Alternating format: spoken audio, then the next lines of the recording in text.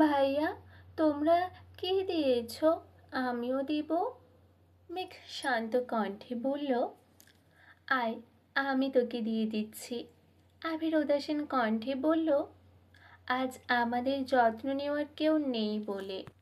মেঘ ঠান্ডা কণ্ঠে বলল, আপনারা চাইলে আমি আপনাদের ফেসিয়াল করে দিতে পারি। হঠাৎ বাহিরে আলী আহমদ খানের কণ্ঠ শুনে আবির আর তানভীর উঠে যে যার মতো দৌড় দিল। যেতে যেতে তানভীর বলল, থাক বাবা, আরেকদিন, আজকের মতো পালায়। তানভীর নিজের রুমে পড়তেছে। যদিও পড়াশোনার প্রতি তার প্রবল বিতৃষ্ণা, কিন্তু কিছু করার নেই।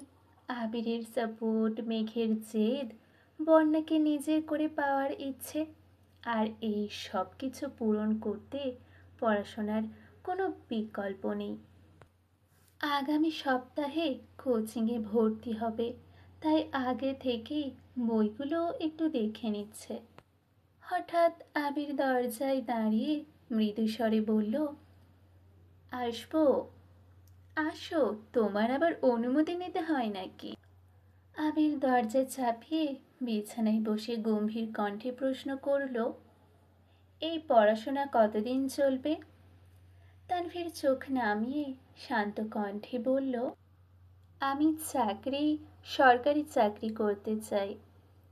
চাকরি করতে তোকে বারণ করছি না, কিন্তু চাকরি পেতে গেলে যতটা শ্রম আর চেষ্টা করতে হবে, ততটা পরিশ্রম করার ধৈর্য কি তোর আছে? আমি চেষ্টা করব। দেখ তানভীর, আমি আজ পর্যন্ত তোকে কোনো কিছুতে বারণ করিনি। তুই যখন যা চেয়েছিস, নিজের সামর্থ্য না থাকলেও কোনো না কোনোভাবে ম্যানেজ করে দিয়েছি। রাজনীতি করতে চেয়েছিস, আমার অনিচ্ছা সত্ত্বেও তোর খুশির জন্য রাজি হয়েছিলাম। ইদানিং তুই সিদ্ধান্ত নিয়েছিস রাজনীতি করবি না, আমি তাতেও সম্মতি দিয়েছি। এখন তুই পড়াশোনা করতে যাচ্ছিস, আমার এতেও কোনো আপত্তি নেই, কিন্তু কথা হলো, তোর নিজের ওপর কনফিডেন্স আনতে হবে। যতবার ভেঙে পড়বি, ততবার নিজেকে নিজের সাহস দিতে হবে। পারি না, মনে থাকে না, পারবো না, এগুলো কমন কথা, কিন্তু এগুলোর সাথে আর একটা কথা আছে, আমাকে পারতেই হবে। যদি এই কথাটা মাথায় রাখিস, তবেই তুই সফল হতে পারবি। ধৈর্য আর পরিশ্রম একদিন সফলতা এনে দিবেই। তানভীর গুরুভার কণ্ঠে বলল, আমার সিদ্ধান্ত আর নড়চড় হবে না। আল্লাহ সহায় থাকলে আমি সরকারি চাকরি নিয়েই ছাড়ব, ইনশাল্লাহ। ইনশাল্লাহ। আরেকটা কথা বলবো? বলো। বন্যার প্রতি তোর ইমোশন কি সত্যি, নাকি এতেও দুটানা আছে? এখনো সময় আছে, তুই ভেবে দেখতে পারিস। পড়াশোনা, রাজনীতি, ক্যারিয়ার, জব, এগুলো তোর মন পছন্দে পরিবর্তন করতে পারলেও ভালোবাসা, ইমোশন কখনো পরিবর্তন করা যায় না। বন্যার প্রতি প্রেমানুভূতি যদি না থাকে, তাহলে আগেই দূরে সরে যা। নষ্ট করলে নিজের জীবনটাই নষ্ট করিস, আর একটা নিষ্পাপ জীবনকে জড়িয়ে তাকে কষ্ট দিস না। তানভীর চিবুক নামিয়ে তপ্ত স্বরে বলল, আমি সত্যি সত্যি বন্যাকে ভালোবাসি। তুমি বিশ্বাস করো, হয়তো তোমার মতো এত ভালোবাসতে পারি না, কিন্তু আমার জায়গা থেকে আমি ওকে সবটুকু দিয়ে ভালোবাসতে চাই। আবির কণ্ঠ দ্বিগুণ ভারী করে বলল, অতীত এসে মানসিকভাবে বিরক্ত করবে না তো? আমার জীবনে অতীত বলতে কিছু নেই, আমি বর্তমান নিয়ে ভালো আছি, আর আমি বর্তমান নিয়েই ভালো থাকতে চাই। গুড। শুনলাম সেদিন তোর এক্সকে থাপ্পড় মেরেছিস, তারপর কি দেখা হয়েছিল? তুমি কিভাবে জানো? আমি তো বনুকে জানাতে বারণ করেছিলাম, বলে দিয়েছে তোমায়? ওহ, আচ্ছা, তাহলে তোর বোনও জানে। এখন থেকেই আমার কাছে কথা লুকাতে শেখাচ্ছিস? তুমি ভুল বোঝো না প্লিজ। ওই মেয়ের কথা শুনলে তুমি রাগ করতা, তাই বলিনি। আর আমি নিজেও এই বিষয়টাকে পাত্তা দিতে চাইনি। কিন্তু সেদিন হাসপাতালে বন্যার সামনে জান ডাকছিল, তাই রাগে থাপ্পড় মেরেছিলাম। আবির ব্রকুচকে সন্দেহের দৃষ্টিতে তাকিয়ে বলে উঠল, জান, সম্পর্ক এত দূর চলে গেছিল? ছি, না, এই মেয়ের জীবনেও জান ডাকেনি আমায়। তুই তুকারি করে সবসময় কাটাতো। না, কাটাতো না, আবার জান। বন্যাকে 2 দিন আমার সাথে দেখেছে, হয়তো সন্দেহ করছে, তাই এমনভাবে কথা বলছিল।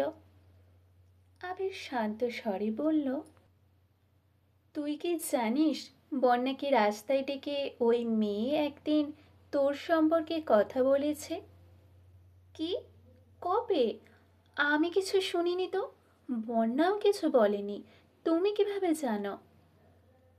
বন্যা কেন তোকে বলবে? বন্যা কি তোর গার্লফ্রেন্ড? প্রপোজ করেছিস ওকে? সাহসই পাই না যদি রিজেক্ট করে দেয়। কিন্তু তোমাকে ওই কথা কে বলছে? শানি বলছে। শানির বাসার কাছেই বন্যা টিউশন পড়াতে চাই। বন্যার সাথে ওই মেয়ে কথা বলার সময় শানি পাশ দিয়ে যাচ্ছিল, তখন তোর কথা শুনে দাঁড়িয়েছে। আর যতটা শুনেছে সবটাই আমায় বলেছে। এটা তুমি আমায় আগে বললা না কেন? ওই মাইয়ারে এখন মাটিতে কুপাতে ইচ্ছে করছে। একেই বন্যাকে মানাতে পারছি না, তার উপর আর এক যন্ত্রণা হাজির। আমি এখন কি বলবো? তোর এক্সের কথা জানিস সে? বনু বলেছে কিনা জানি না, কিন্তু আমি এখনো কিছু বলিনি। তোর উচিত বন্যাকে সব কিছু জানানো। তারপর তোর প্রতি তার কি অনুভূতি প্রকাশ পায় সেটাই দেখার বিষয়। আচ্ছা, ঠিক আছে। আবির যেতে যেতে আবারও বলল, লাস্টবার বলছি, ডিসিশন নেওয়ার আগে আবারও ভাব। একটা মেয়ের জীবন সম্পূর্ণ তোর হাতে। তুই ভালো হলে মেয়েটা সুখী হবে, আর তুই খারাপ, মেয়ে দুঃখী। ভাব ভাব, সারা রাত ভাব, প্রয়োজনে 2 রাত না ঘুমিয়ে তারপর ভাব। আজ শনিবার, মোজাম্মেল খান বাসায় ফিরেছেন। চাচ্চুর সাথে দেখা করতে আবির আজ একটু তাড়াতাড়ি বাসায় ফিরেছে। মূলত চাচ্চুর মনের অবস্থা বুঝতে আগে ভাগে এসেছে আবির। কিন্তু মোজাম্মেল খান তেমন কোনো বিষয়ে আলোচনাই করেননি। ওনার আলোচনার টপিক প্রজেক্ট, লাভ লস আর সিফাত। চাচ্চুর সাথে কথা শেষ করে আবির নিজের রুমে চলে গেছে। এই বিষয়ে অফিসে গেলেও এই সময়ে অফিসে গেলেও তেমন কোনো কাজে আসবে না, তাই আর বের হয়নি। নিজের রুমে বসে ল্যাপটপে কাজ করছিল। কিছুক্ষণ কাজ করার পর বেশ ক্লান্ত লাগছে, তাই কফি করতে নিচে যাচ্ছিল। মেঘের রুমের সামনে দিয়ে যাওয়ার সময় মেঘের ফোনের রিংটোনের শব্দ শুনতে পাই। বিশেষ মনোযোগ না দিয়ে আবির নিচে চলে গেছে। কফি নিয়ে আসার সময় আবারও শুনতে পেল মেঘের ফোনে কল বেজেই যাচ্ছে। আবির মেঘের রুম পেরিয়ে গেছে, কিন্তু অনবরত ফোনের শব্দে আবির অবচেতন মনে ঘুরে আসলো। মেঘ রুমে আছে কিনা দেখার জন্য উঁকি দিল। রুম সম্পূর্ণ ফাঁকা। টেবিলের উপর ফোনটা আপন গতিতে বেজেই চলেছে। আবির রুমে ঢুকে ফোনের দিকে তাকাতেই স্ক্রিনে বন্যার ছবি আর বেবি লিখে সেভ করার নাম্বারটা ভাসল। আবির ভাবল রিসিভ করে বলবে যে মেঘ রুমে নেই। আবির স্বাভাবিকভাবে কল রিসিভ করে বলতে নিল, তার আগেই বন্যা উত্তেজিত কণ্ঠে বলতে শুরু করলো, হাই ননদিনী, কি করতেছ তুমি? কতগুলো কল দিচ্ছি, রিসিভ করছিলে না কেন? আমার ছোট ননদ আর দেবর কি করছে? আবির উষ্ণ স্বরে বলল, তোমার ননদিনী সম্ভবত ছাদে। আমি তোমার ভাসুর বলছি। বন্যা থতমত খেয়ে কাঁপা কাঁপা গলায় বলে উঠল, আ আ- আ- আবির ভাইয়া। জি। বন্যা নিজের কপাল চাপড়াচ্ছে, মুখের ওপর কল কাটতে পারছে না, আবার কিছু বলতেও পারছে না। বন্যা উদাসীন কণ্ঠে বলল, আসসালাম আলাইকুম ভাইয়া। ওয়ালাইকুম আসসালাম। ভালো আছে না ভাইয়া? আমি ভালো আছি, তবে অন্য কারোরটা জানি না। ননদিনের খোঁজ খবর নেও, নাও ভালো কথা, কিন্তু মাঝে মাঝে নিজের বেপরোয়া জামাইয়ের খোঁজ খবরও একটু নিও। বন্যা মনে মনে নিজেকে ইচ্ছেকৃত বকছে, ইচ্ছে মতো বকছে। প্রকাশ্যে অত্যন্ত নমনীয় কণ্ঠে বলল, ভাইয়া আসলে ওই রকম কিছু না। আবির শ্বাস ছেড়ে শান্ত কণ্ঠে বলল, ভালোবাসলে নিজের মানুষের যত্ন নিতে শিখতে হয়। আর হ্যাঁ, তোমাদের ননদ ভাবির সম্পর্কের মাঝে ঢুকে পড়ার জন্য সরি। আল্লাহ হাফিজ। আল্লাহ হাফিজ। আবির কল কেটে সরাসরি ছাদে গেল। মেঘ গান গাইতে গাইতে গাছের ঘাস পরিষ্কার করছে। আবির কিছুটা পেছনে দাঁড়িয়ে আস্তে করে গলা খাঁকারি দিয়ে বলল, কেউ একজন বলেছিল আমি ফিরলে আমাকে সারপ্রাইজ দেবে, কিন্তু আজও দিল না। সে কি ভুলে গেছে? মেঘ গম্ভীর কণ্ঠে বলল, সে ভুলে যায়নি, কিন্তু। কিন্তু কি? আপনি যদি কিছু মনে করেন। আমি কিছু মনে করব না, বলুন। মেঘ চিন্তিত কণ্ঠে শুধালো, আগে এটা বলুন, ভাইয়া যে বন্যাকে পছন্দ করে এটা কি আপনি জানেন? আবির চিরচেনা কণ্ঠস্বরের জবাব, জানি।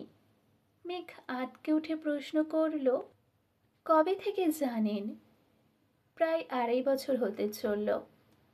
মেঘ হতবাক হয়ে আবিরের দিকে তাকিয়ে উদ্বিগ্ন কণ্ঠে বলল, ভাইয়া এত বছর যাবৎ বন্যাকে পছন্দ করে?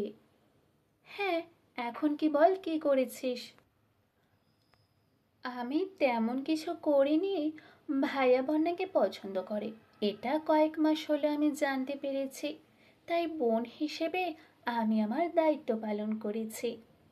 আবির রাশভারী কণ্ঠে শোধালো, কি দায়িত্ব? মেঘ আস্তে করে বলল, আমি আর মিম বন্যাকে ভাবি হওয়ার জন্য প্রপোজ করেছি, আর ভাগ্যক্রমে বন্যাও রাজি হয়ে গেছে। আপনাকে ভিডিও দেখাবো নে। আবির নিরেট কণ্ঠে বলল, এই জন্যে ফোনে এত যত্নের সহিত ননদিনী বলে ডাকছিল। মেঘ ভারী কণ্ঠে বলল, আপনি কিভাবে জানেন? আবির সশব্দে হেসে বলল, তোকে কল দিয়েছিল, আমি কল রিসিভ করে শুধু বলতে চেয়েছিলাম তুই ছাদে, কিন্তু তার আগেই সে সব বলে ফেলছে। তারপর?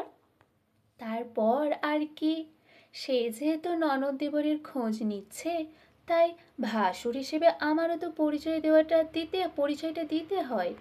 তাই দিয়ে আসছি পরিচয়। এটা কি করলেন আপনি? আবির ঠাট্টার স্বরে বলল, আমি তো কিছু করলামই না। মেঘ কপাল গুটিয়ে সূক্ষ্ম নেত্রে তাকাতেই আবির মুচকি হেসে নিচে চলে গেছে। 2 দিন কেটে গেছে। আবির বন্যার ব্যাপারে তানভীরকে কিছুই জানায়নি, কারণ তানভীরকে ভাবার জন্য 2 দিন সময় দিয়েছিল। তানভীর 2 দিন পর সুন্দরভাবে তার মতামত জানিয়েছে। সে বন্যাকে ছাড়া আর কাউকে পছন্দ করবে কি না, পছন্দ কিংবা ভালোবাসতে পারবে না। বন্যার জন্য সে সব কিছু করতে পারে। আরও অনেক কিছু বলেছে। আবির সব শুনে শান্ত কণ্ঠে বলল, তুই চাইলে বন্যাকে তোর মনের কথা বলতে পারিস। তানভীরকে বিস্তারিত কিছু না বললেও কিছু কথাতে টুকটাক বুঝিয়েছে।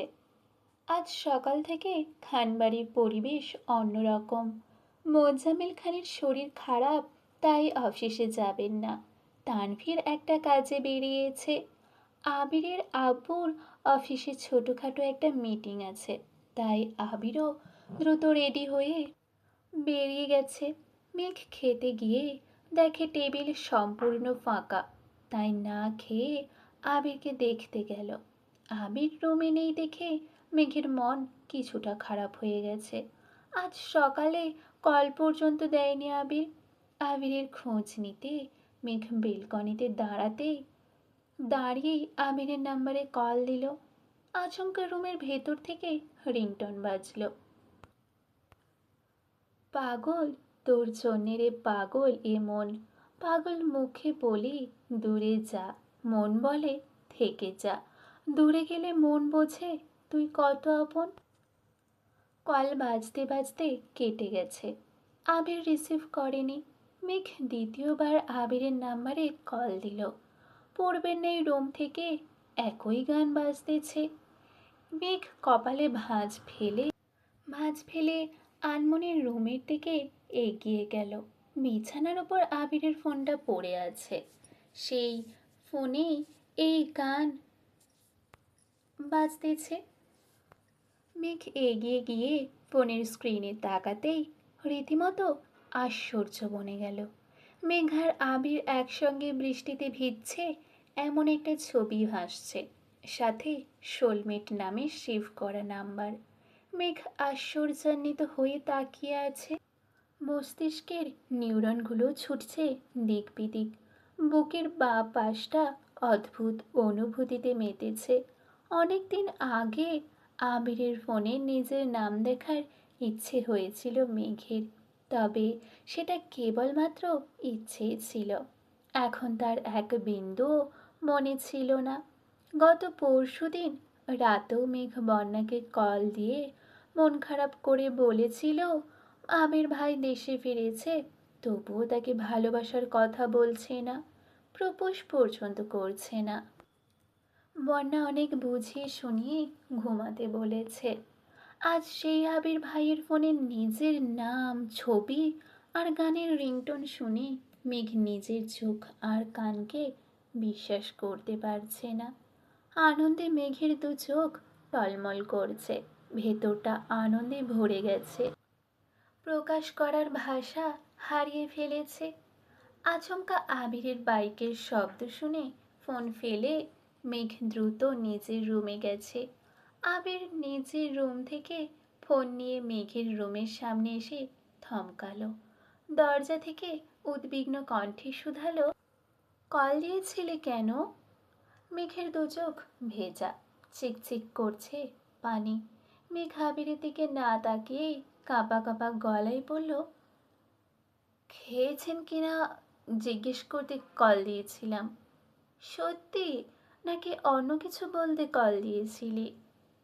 মেঘ স্বাভাবিক কণ্ঠে বলল, এমনিতেই কল দিয়েছিলাম, অন্য কিছু কারণ নেই।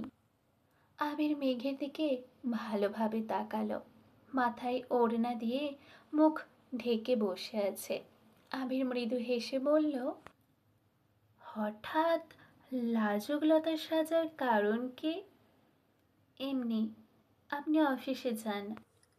এদিকে আলী আহমেদ খান বারবার কল দিচ্ছেন।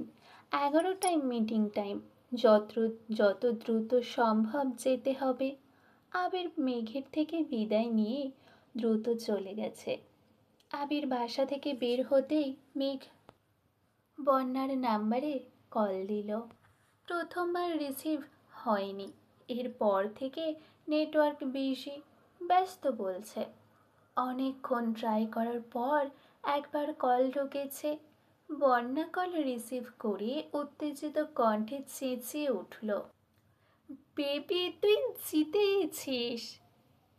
এপাশ থেকে মেঘ বলে উঠল, বেবি আমি ওনার ভালোবাসার প্রমাণ পেয়ে গেছি। বন্যা আর মেঘ একসঙ্গে চিল্লাচিল্লি শুরু করেছে। মেঘ বলছে সে আগে বলবে, ওদিকে বন্যা বলছে বন্যা আগে বলবে। বাধ্য হয়ে মেঘের কথাই আগে শুনতে হলো। মেঘের কথা শেষ হতেই বন্যা বলে উঠল, তুই একবার বলেছিলি না, হয়তো আবির ভাইয়া বিদেশে যাওয়ার আগে থেকে তোকে ভালোবাসে। এটা মিথ্যা না, একদম সত্যি। আবির ভাইয়া তোকে তখন থেকেই ভালোবাসেন। তোকে কে বলছে? তোর ভাই গতকাল রাতে কল দিয়েছিল, আপু বাসায় নেই, তাই এই সুযোগে ওনার থেকে ওনার সাথে অনেকক্ষণ কথা বলতে পেরেছি। তোকে বিস্তারিত ঘটনা পরে বলবো। সবচেয়ে বড় কথা হলো তোর ভাই সব কিছু